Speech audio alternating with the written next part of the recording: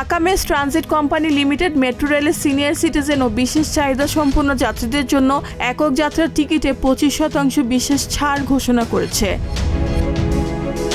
25 মে দুপুরে রাজধানীর ফার্মগেট মেট্রো স্টেশনে এই কার্যক্রমের আনুষ্ঠানিক উদ্বোধন করা হবে। এতে উপস্থিত থাকার কথা রয়েছে সড়ক পরিবহন ও সেতু মন্ত্রী শেখ রবিউল আলম।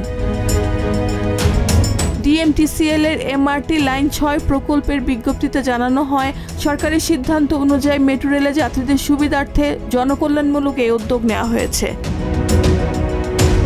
নতুন নিয়ম অনুযায়ী 65 বছর বা ততোর্ধ্ব বয়সী সিনিয়র সিটিজেনরা জাতীয় পরিচয়পত্র প্রদর্শন করে একক যাত্রার টিকিটে 25% ছাড় পাবেন। একইভাবে প্রতিবন্ধী বা বিশেষ চাহিদা সম্পন্ন যাত্রীরা সমাজ কল্যাণ মন্ত্রণালয়ের সুবর্ণ পরিচয়পত্র প্রদর্শনের মাধ্যমে এ সুবিধা নিতে পারবেন। সংশ্লিষ্টরা বলেছেন, এই উদ্যোগে যাত্রী সেবায় ইতিবাচক পরিবর্তন আনবে।